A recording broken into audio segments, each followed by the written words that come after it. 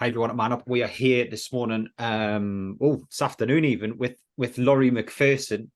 And as always, we're going to talk about mental health, different people's experiences. You've had your own experiences. You've had friends who've had experiences with good, bad mental health, and we've had some interesting conversations just before we get started. I suppose, Laurie, tell us your insights into men's mental health and what it means to you, really.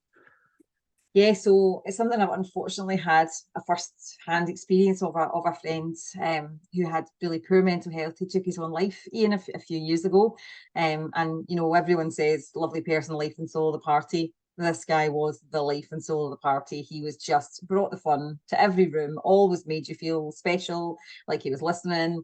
He was a brilliant manager. I worked with him in the travel industry. So, you know, we partied very, very often together.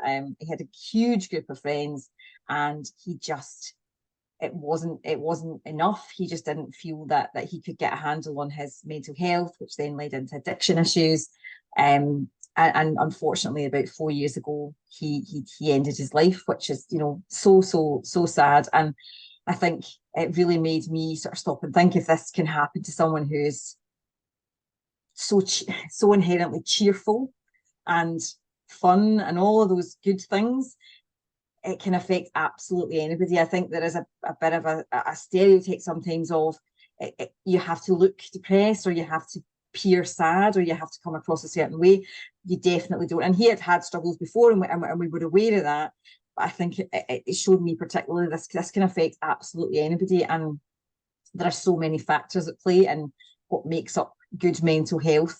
And I've had my own experiences of watching clients. I worked in employability for years. Lots of our clients had poor mental health, and it was often caused by, you know, it was one of those cause or effect, chicken or egg things, where they were out of work for a long time because of their mental health, but not working, not having purpose and routine and identity. They really struggled with that. And you can struggle to get out of bed in the morning when there isn't really much reason.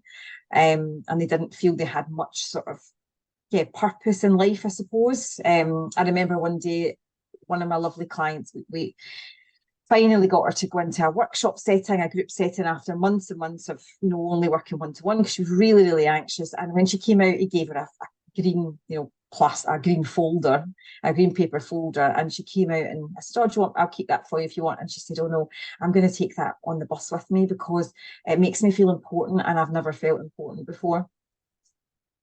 And Honestly. that is a level of, if you've never had a thing to sort of feel like you're one of the people out there doing the stuff, if you feel othered and on the outside and all of that stuff that can happen for a variety of reasons. Hers was, you know, care experience, addiction, all these things that can make our mental health worse. And obviously there's lots of evidence about poor childhood adverse experiences, and how it just makes it so much harder. And I think what I realised very much there, Ian, was, yes, we have responsibility for our own mental health, but it is not a level playing field going in.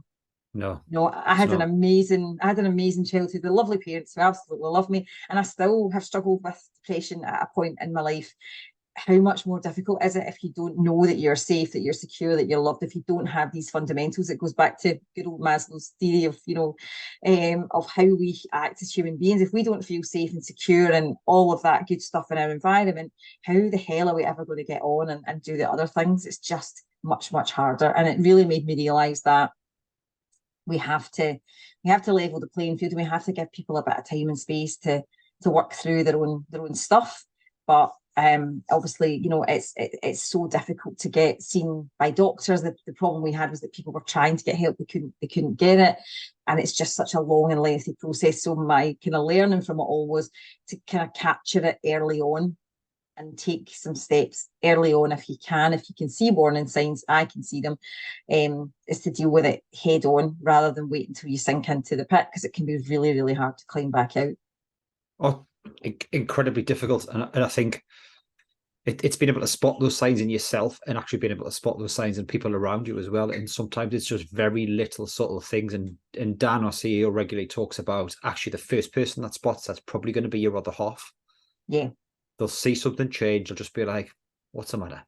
Like, come on, let's have a Yep. little bit of a chat." And actually having those conversations can help nip it in the bud earlier on in the process, before it becomes much bigger than it needs to be.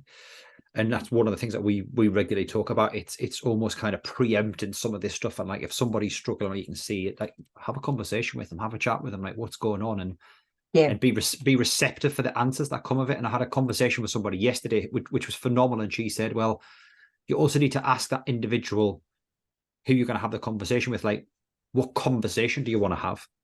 Like, do you want me to just download? Do you want me to have a rant? Do you want a loving care conversation? Do you want a reality check conversation? Do you want a anything else kind of conversation? Because you've also got to feel heard when you're having that conversation, haven't you? Oh, 100%. And you know what? I'll say, absolutely listen. And sometimes I will say to friends, if it's the same conversation keeps coming up again and again, do you want me just to agree, or do you want my advice? Because there's nothing worse than someone giving you advice and you don't want it. Mm. Do you want me to tell you that I'm listening, that I understand, that I'm here? Or do you want me to start to give you some advice? And especially because of the work that I do, it often comes up that I'm desperate to give them advice, and I'm learning to sit back and say, sometimes that they don't want advice, they just want to offload or download, and that's okay too. And there's absolutely a place for that. I think when it's repeated, there then comes a point of, okay, we've talked a little bit about this before. That sounds like it's really, really hard. What can we do about it? Mm. So what kind of support did you have around you when you were kind of going through those struggles, and how did that help? Because it's always one of those things that you never really get over and kind of get rid of. And that's probably me really simplifying things, but there's always the potential for some of those challenges to come back again, isn't there? Oh yeah, 100%. So with me, I had always great friends around me, great family. I chose to move to another city for work and was in a job that I just didn't enjoy. I wasn't very good at. My flat wasn't very nice. And my friends were amazing in the place that I was in. My colleagues were great. But it was a friend who spotted it actually. I said to her, she said, oh, it seems like you're really not enjoying this. And I said to her, yeah, but people will say, and I'm not someone who bothers about people's opinions usually, but I was in such a bad place. I said to her, people will say I should have stayed given it 6 months. And her words to me were, I've never forgotten this, who are these people and why do we care? And that made me think, why do I care actually? I don't care about these people because they don't care about me. So I don't care. So I shouldn't stay because it's not going to get any better. And I'm going to go. And she was really blunt with me, which I needed. And she said, is it going to get any better? No. What are you doing? And that I needed that, but I had amazing support. I had a friend who, really close friend, I assumed he wouldn't bother traveling from one side of the country to the other to see me every weekend because I had nothing to offer. I was completely wrung out. I couldn't go anywhere. I had terrible skin problems at the time as well, all sorts of allergies and stuff, that my body was just in a horrible state. And I'd say to him, but it's £25 to come through. And he'd say every single weekend, but I've got £25. And he would come through and just sit in the house with me. And he brought pals who stayed. I had pals who brought their kids who slept on my living room floor. My friends were amazing. And as soon as I got out, it was like turning the light back on. I actually walked away from the job and went to hand my keys in, my shop keys the next day. I was working retail, and the manager who'd hired me said, the light's gone back on today. You look like the girl that I hired. I'm sorry this hasn't worked, but your light's gone back on, so it's clearly the right decision. Yeah. Go and do what you need to do. And it didn't take me long. I actually moved back into my parents, in my 30s. I had friends who kept my boxes. I got loads of interviews. It was a beautiful hot summer, which always really helps me anyway. And by about 6 weeks on, I was just in such a different place. So that's the other thing. I think when we're in it, you think we're never going to get out of it. But it actually turns quite quickly because it was a circumstantial thing for me. So changing the circumstances just flipped the switch. And one of the things that we talked about off air was obviously the circumstance around it is a big thing, but for men, a lot of it is structure and routine. And you kind of shared a couple of examples of people, that haven't had that and have, without going into the finer details, like, talk to me a little bit around that, because the last few years have kind of shown all of us that structure and routine can just disappear at the drop of a hat, can't it? And what you've known as reality and structure and stability is just disappeared. It's affected a lot of people. Yeah, no, I had a really, really sort of close friend, and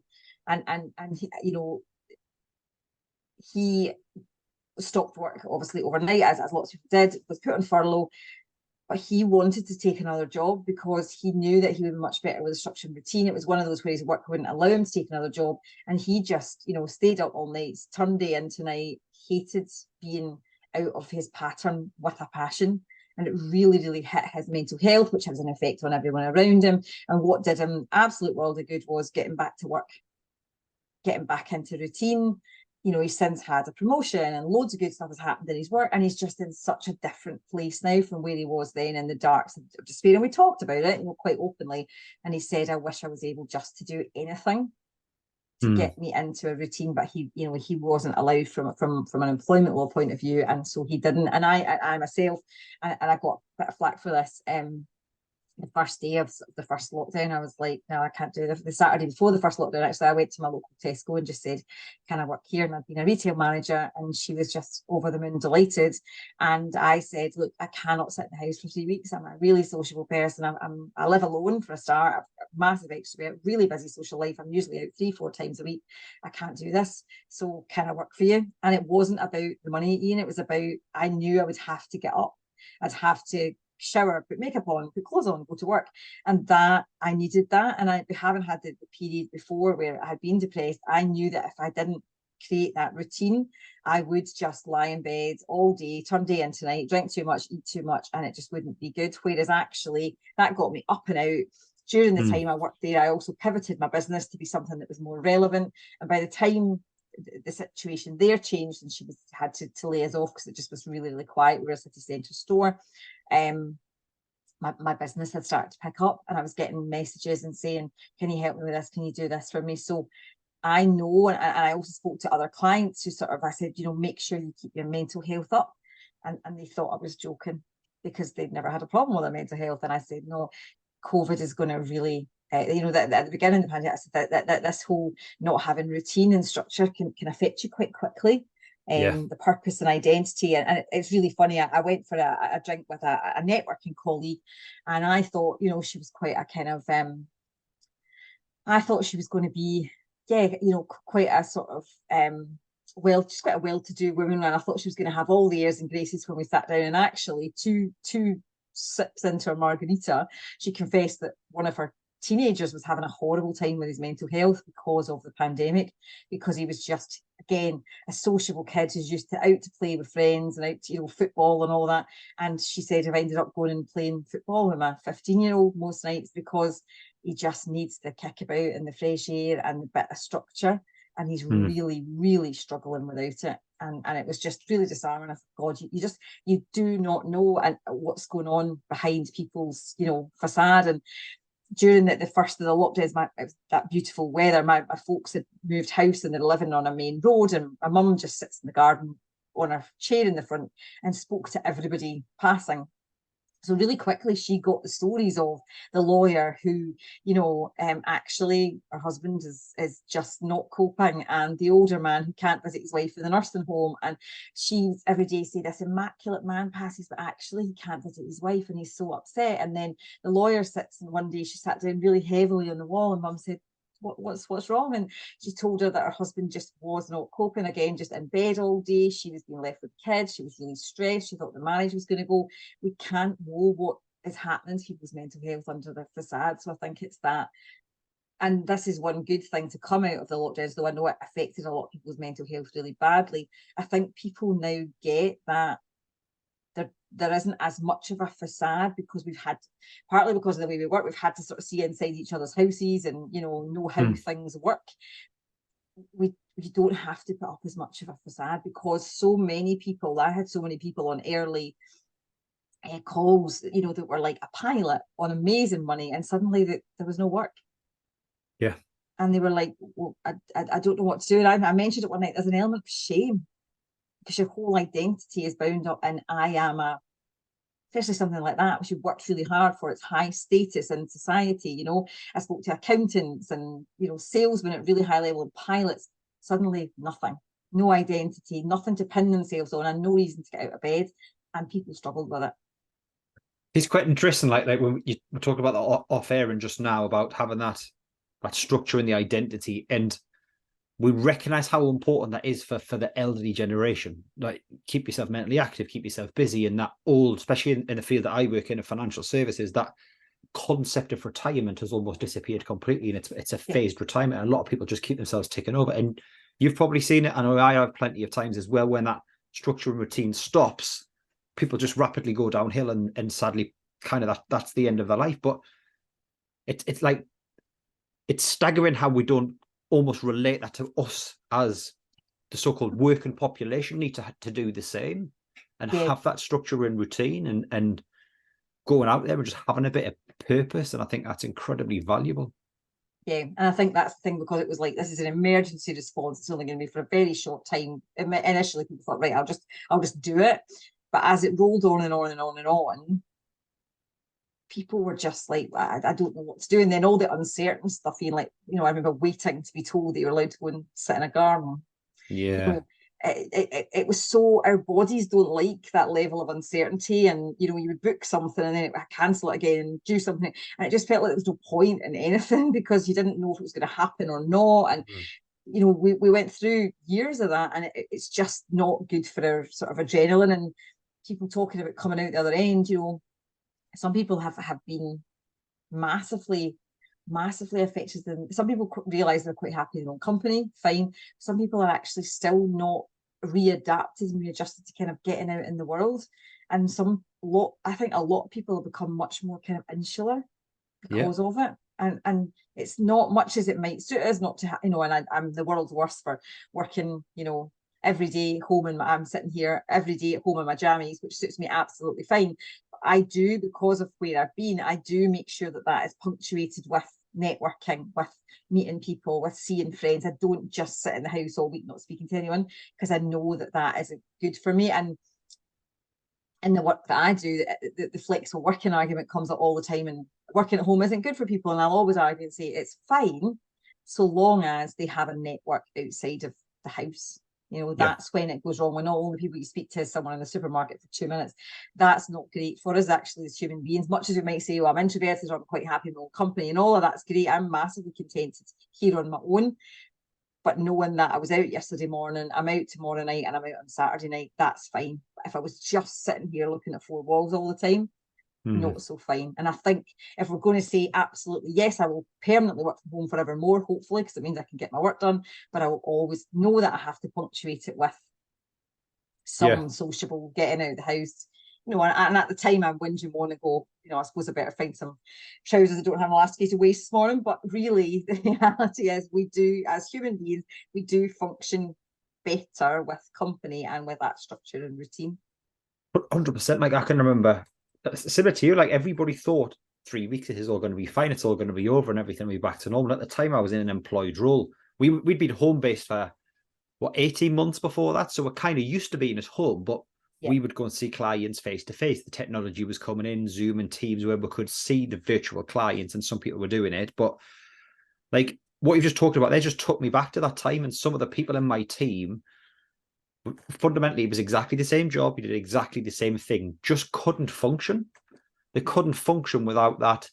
No, they're going out to see a client on a Tuesday or a Wednesday or whenever, and they just couldn't even do the basics of the job. And at the time, we kind of look at that and thought, well, what's going on? Because you had sales targets and you're getting that pressure from above to kind of deliver. And actually, that reflection now is like, these people were really struggling mentally, and it's the first time I've kind of really thought of it that way. And actually, it's such an interesting perspective.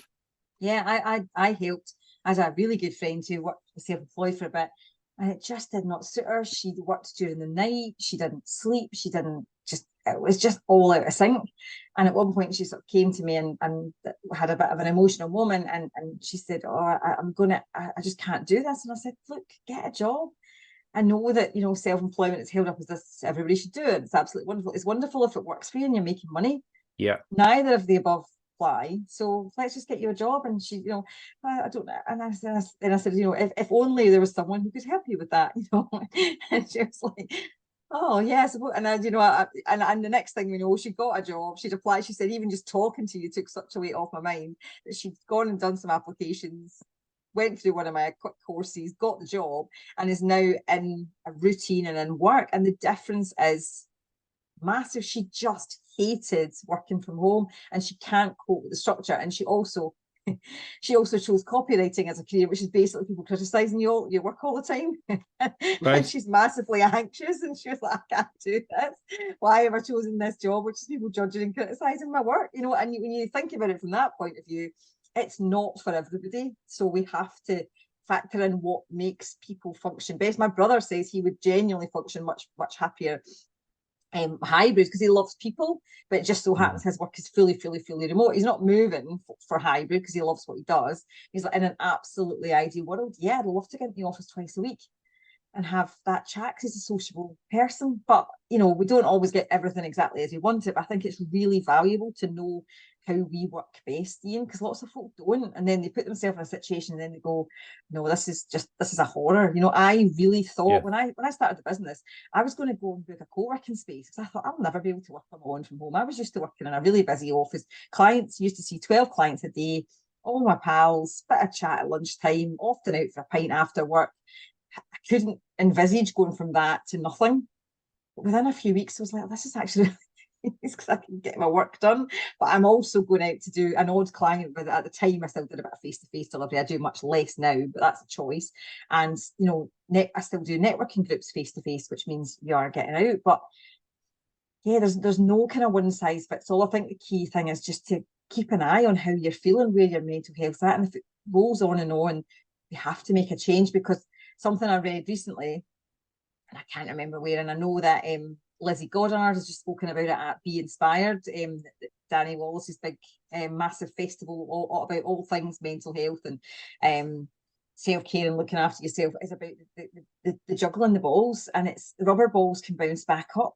Your glass one, if it drops, it's pretty serious stuff. And your glass one, for them, they talk about how it's your family. I'm child free, so for me, my glass balls are mental health. If it drops, it shatters, and I can get everything else. I can pick everything else back up relatively quickly, but I cannot pick that one back up.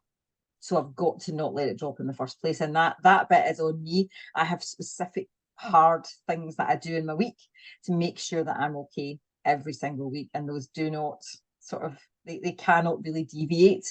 That's as basic stuff like exercise, like getting bed at a reasonable time, and it's making sure I have stuff in the diary. I remember once being really low and a friend said to me, what have you got to look forward to? And that was it. I had nothing in the diary.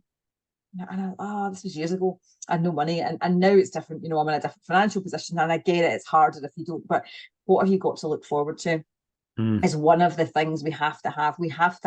Now, I'm the world's worst for going a walk. I hate the great outdoors. The birds and the trees just don't do it for me. I'm a city girl, down to the tips of my toes. But I do know that exercise, you know, like yesterday I went to a class, it was the most horrible dreich biblical rain, and I was like, I'm going anyway, because I'm out now. I'm in my leggings, and I just went and did the class, and it makes you feel so much better. So these are things that are not negotiable for me, that I will exercise a couple of times a week, more if I can, but they have to be, they're in the diary before the clients are in.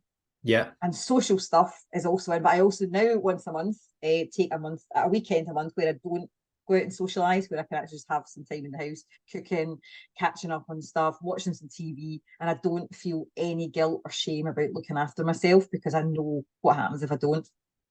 Yeah, I like that. In fact, I love that idea, because that's you, that's your time, that's you kind of saying, that's my total self-care package for the next 48 hours. I'm not doing anything. And it's very easy to think, what we're doing this weekend, or can I do that, and can I do that, and you fit lots of bits and pieces into your weekend, don't you? But do you really ever get that individual time by yourself to be able to do those things and tick off, which we all know, especially if you're home-based all the time, make a difference, like getting the washing done and tidying up and doing the little jobs around the house, because actually they all impact on you when you're in that space all the time. Yeah, absolutely. So it's like Friday, I always do my cleaning if I'm in on a Thursday, so that when I sit there on a Friday night after work, everything's done, and all I need to do is open the fizz. Dinners are already cooked. You know, it's like, I was saying it today about something related to my business. It's about, and it's a really cheesy one, but it's like future me, and as we say all the time, one of the chat groups I'm in, like, I'm so tired. Future me is so glad that I've batch cooked all my dinners for this week, so I don't have to touch it. I just literally pull it out the freezer and shove it in the microwave. That is a way to look after yourself, and I hate I'm going to say that I hate some of the really you'll not see these because you're a man, but lots of the really twee memes that are aimed at women about self-care, about like put your snuggly socks on and go for a crunchy walk. And I just think these are not aimed at men. These are aimed at Right. us silly women who've got nothing better to do. But self-care is massively important. I just hate that phrase because I call it like my boundaries, my time, and I'm really, really strict about it. And as a woman, it's really, really hard because people expect you to want to be running around after people all the time. I fully don't sign up for that. I didn't sign up for that game. But as a man as well, time to yourself or time with your friends is hugely important. So it's like, what can I ring fence? Because I need this for me. I need it for my mind. I need it for my body. I need it to keep me ticking over. And it's not selfish and it's not self-indulgent. And just because your grandfather didn't do it doesn't mean that they don't wish they could have. There are still things that have to happen so that you can, like, a really good way of looking at it for us that run our own businesses is, Denise Duffield Thomas talks about we're the goose, we're the golden goose that lays the golden egg. Only you can do your business, Ian. So if you can't do it because you're not well, one, there's no one coming to pay for anything for us. Yeah. Unless you know something that I don't, because I certainly don't. And two, we need to be fit and well and have the energy to run the business. So we're the golden goose. So we have to look after ourselves as that. And for her, she talks about if that means farming out ironing or cleaning or using Gusto or HelloFresh, whatever, that's all good because it lets you focus on the bit that you're amazing at, which is doing the do. Absolutely. And it's like running the business is a blessing and a curse, isn't it? Like like for me, it's the most rewarding thing, but also the hardest thing that I've done. It's very and it's up and hit my down. mental health, as well, like really hard when it's not good. I get really anxious. I check my phone 900 times a day. Launching anything is a nightmare for me because I just constantly check my phone. I know that my worth is not tied in with how many people buy my thing, but it's really hard because you want it to do well and be good, and we're comparing ourselves and all of that stuff. But I do have the self-awareness to know that I am not what I put out in the world. But yeah, during a launch, I will check my phone, multiple millions of times a day. I know it's not healthy. It has brought me anxiety at points, really horrible, creepy anxiety. And yeah, I am going to mention this on a men's mental health chat. Definitely, I've had some real anxiety through menopausal symptoms as well. Again, I cracked on with it quite quickly. I thought this isn't me. But even as I was feeling the thoughts and the feelings, I knew they weren't real. And I went back to what I always do, which is, where's my evidence? This is what I tell my clients all the time, where's my evidence? I was actually having my best month ever as I was thinking, this is all going to go wrong. I can't do this. And then my coach says to me, why didn't you tell me? I says, because I knew it was rubbish. I knew it was just my brain doing totally silly, ridiculous things, but I was still thinking it. And for me, it was hormonal. I got on the wonderful joy that is HRT, and it fixed it. And then it dipped a bit again, and I had to go back and get it topped up. So it's worth noticing if things start to go a bit awry, and they're not usually. Is it circumstantial? Is it anxiety? Is it something that's going on, or is it simply hormonal, and it can therefore be fixed? What I wouldn't do is just sit and feel horribly anxious and not sleep and all that for months and months and months without thinking something's not quite right here. Yeah, it's those first signs of something kind of starting to change. And it's quite often, like we said previously, it's the people around you that see that first. I've loved this. There's been some really great practical stuff, and I love the approach that you've got towards this, and it's very different. And what it showed me of having conversations with lots of different people around this topic is everybody's got their own different coping mechanisms. Everybody's got their own different way of self-care. I know you said you don't like the word of looking after yourself and kind of wrapping around. You're like, you said you're batch cooking, your weekend at home, you're exercising the diary, you're getting out for a walk, even though you're not kind of that orientated, you don't really like being out in nature, but you know it's good for you. And there's no right or wrong answer, is there? This is the thing. And there's little bits and snippets from all the people that we talk about that could fit together to be your kind of strategy for coping. And that's kind of bringing us to the end of what we're talking about today. Is there anything like as a kind of ending note you want to leave us with? Any kind of one-liner, a tip, or anything magical? Yes, I have a one-liner that applies to my business. Now, I don't mean anything illegal or immoral here, right? So I'm caveating it with that. But I also, for my mental health, I don't have to like it. I just have to do it. So if it's my business, I don't have to feel overly joyed about posting on LinkedIn every morning, but I will 100% do it because I know that's what helps me to pay the mortgage. And for my mental health, I don't have to want to go in the absolute pouring, persisting rain yesterday, getting soaked in every puddle to go and do a combat class. But when the lights go out and I've got my guard up, I know that it'll make me feel good. So don't have to love it. You just have to do it. Love that. Thanks for coming on, Laurie. Thank you so much. Let me just stop the recording.